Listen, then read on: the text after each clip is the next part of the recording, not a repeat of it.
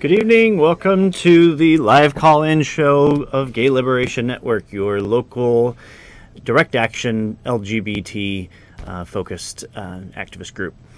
Tonight we are going to be talking about the T in LGBT. So it's lesbian, gay, bisexual, and transgendered folks. And tonight we're going to be talking about transgenderism and how we should all interact with each other as we go about feeling our way through this thing called gender. With us is Kate Sosin, senior reporter with the Windy City Times, pretty much the LGBT paper in Chicago at this point, and so we'll be getting into this topic a little bit, and then we'll invite your calls in the next few minutes. So, Kate, I refer to myself in the male with the male pronoun, he. How do you like to be referred to? I kind of am okay with any pronoun. He, she, they are all fine with me. I don't really have a preference. Yeah. You wrote an article that we're going to be using as part of this discussion as we go through it, identifying 10 different things to keep in mind as we correspond with each other. And the first thing you say in there is to always ask the question. And you pointed out in your answer one of the answers that you offered was they. Right. Which, yes. How do you use that when talking to people? Yeah. So when we talk about pronouns, I think a lot of us are always on autopilot, right? So we see someone and we immediately say, she has her backpack, or he's going to the park. The pronoun question becomes really complicated for trans people because a lot of trans people or gender variant people will use different pronouns than the ones that they were assigned at birth, right? So that becomes really complicated. So the first step, I think, is getting off autopilot. And, people may not use the pronouns that we see, which is why that's important. And then the other thing is people may not use pronouns that we've heard of, which becomes really complicated for some people and kind of difficult at first.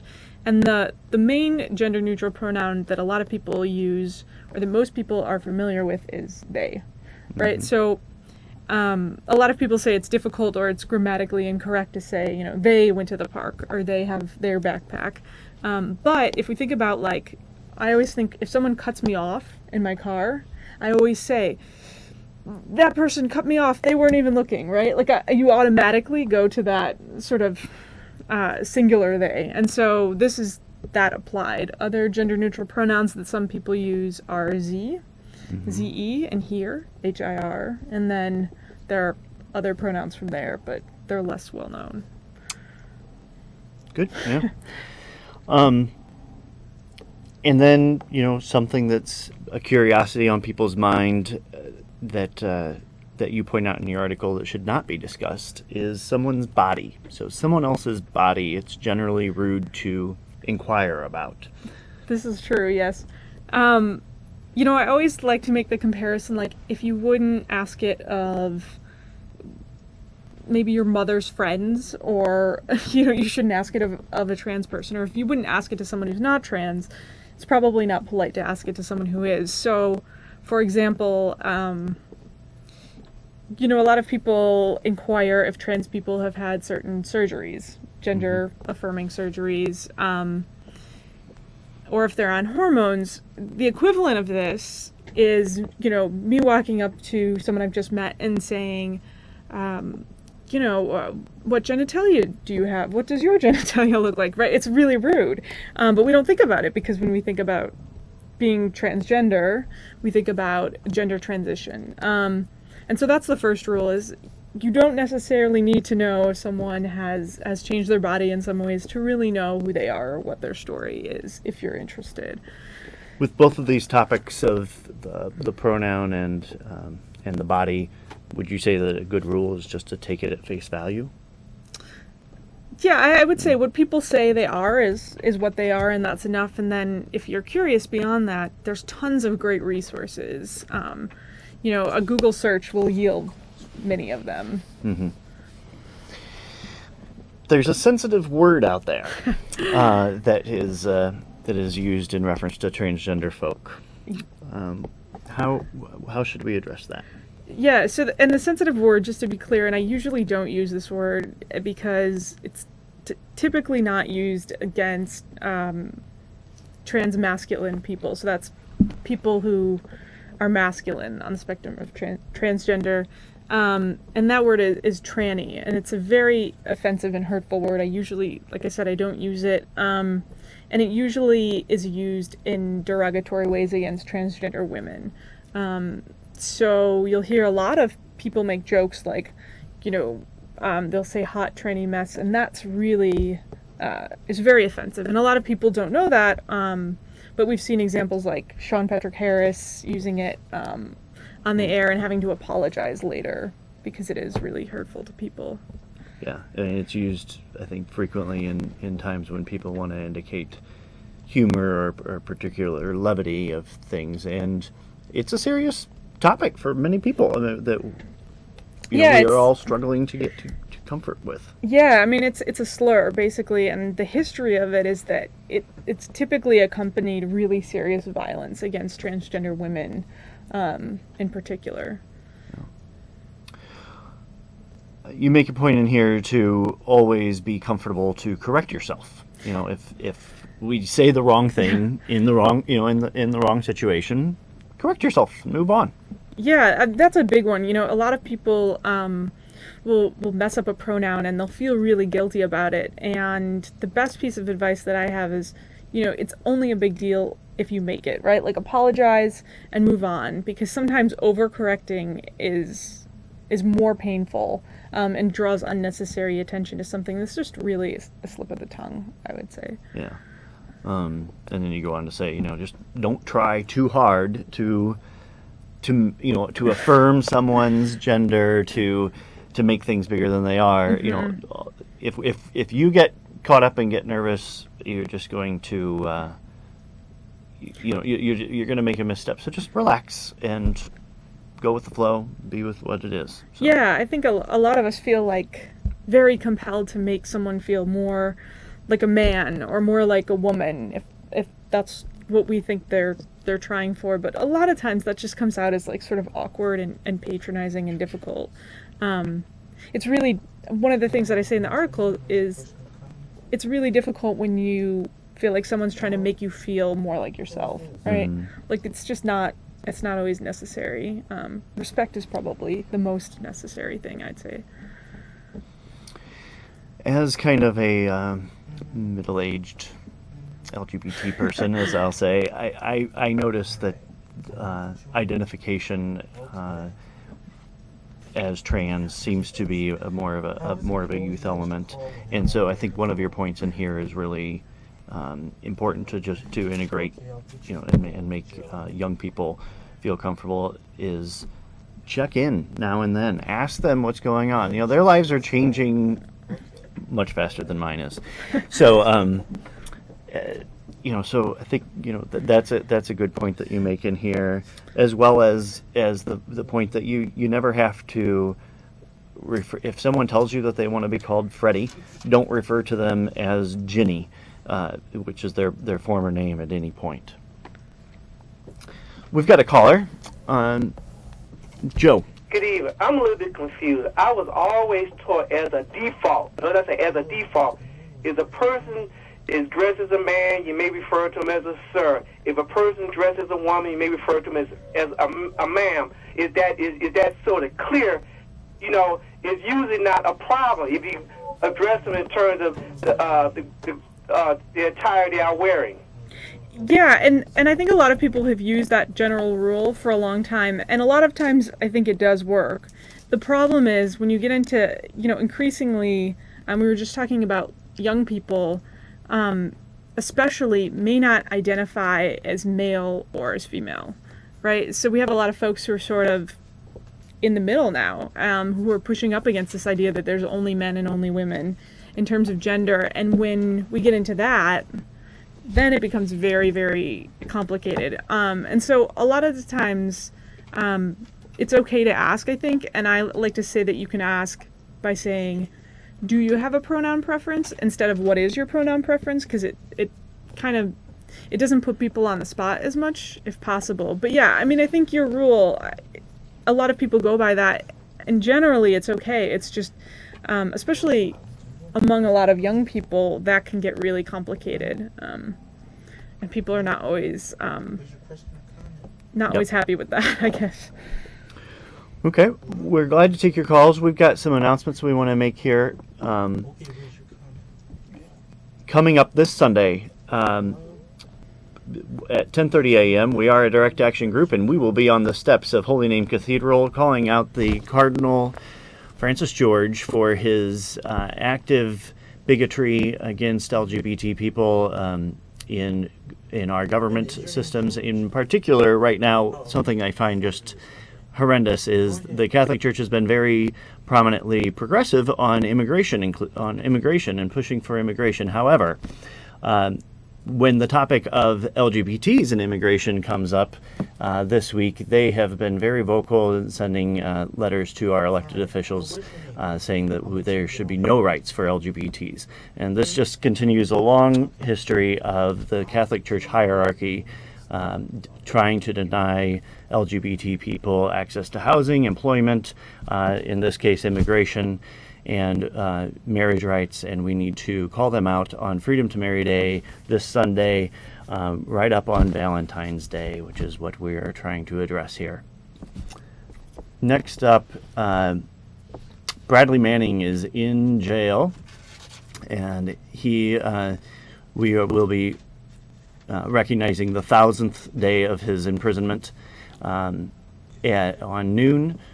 Saturday, February 23rd in Pritzker Park, which is at State and Van Buren, right off the library stop as well as the Jackson stop of the train lines.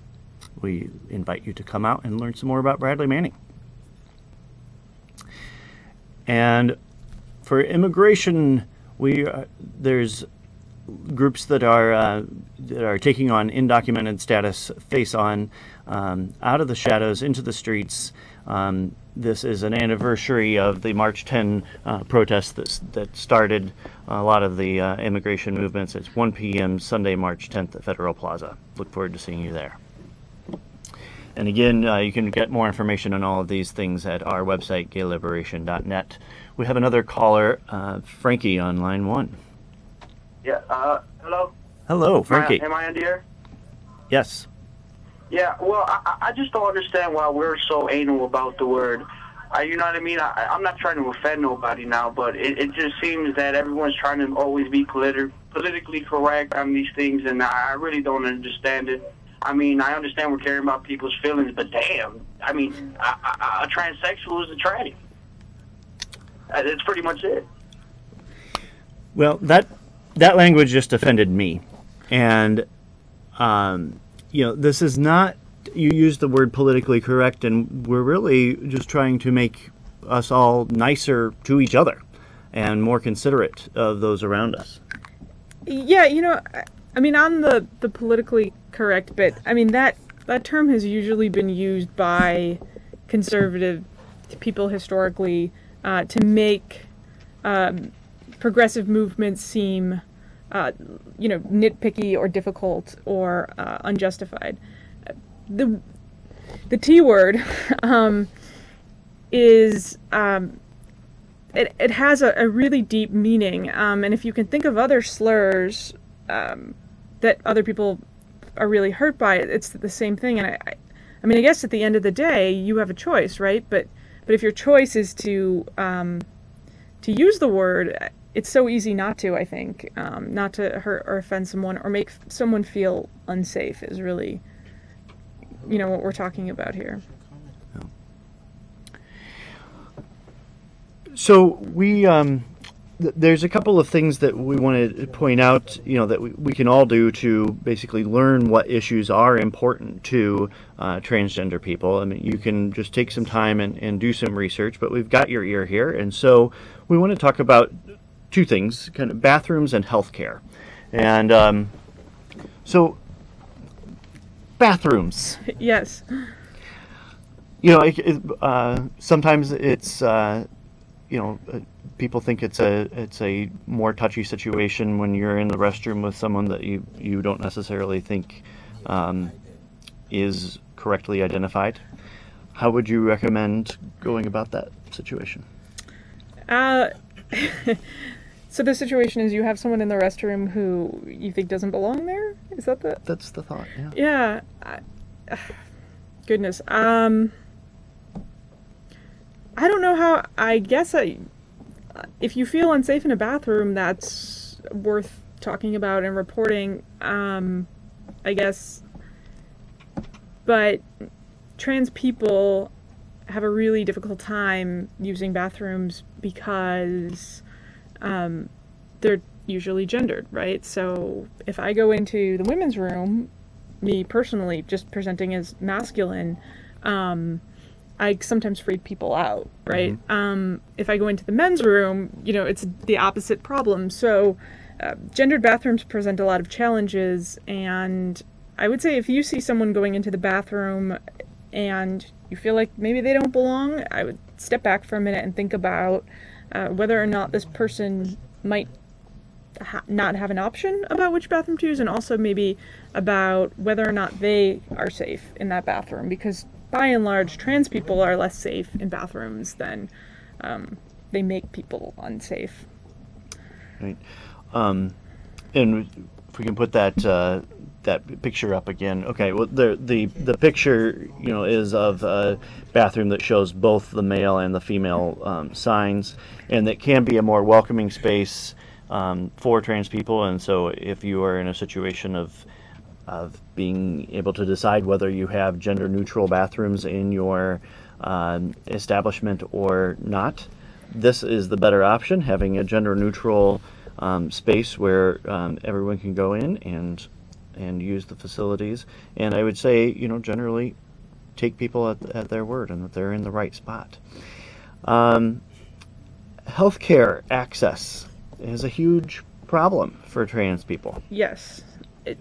Huge problem, and it creates all kinds of problems that we don't even necessarily attach to being transgender.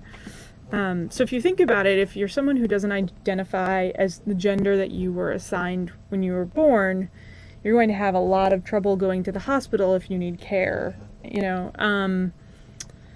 but even in terms of access to hormones, surgeries, these kinds of things that some trans people may want are incredibly expensive, are usually not covered by insurance. And a lot of people go to extreme measures to get the things that they need to stay alive. And it makes our community very, very vulnerable. Yeah, it's also just the fact, if you have to educate your healthcare provider about yourself, it just adds a lot of complications to to the fact that of the healthcare that they should be providing. So I have a friend who dates trans folk and has had to explain how that gets involved in her sexual life, and she just thinks that that has come in the way of her getting good medical care. Yeah, I think, it's scary enough to go to the doctor for a lot of people, especially LGBT people, and then to have to educate your healthcare provider or to face some sort of ignorance in a doctor's office can be really scary for a lot of people. And it also means that it discourages a lot of people from getting the care that they need. A lot of people just don't go because it's too scary. No. Lastly, in your article, you point out, put transgender people in positions of power. Yeah. Unemployment is a huge issue facing the trans community.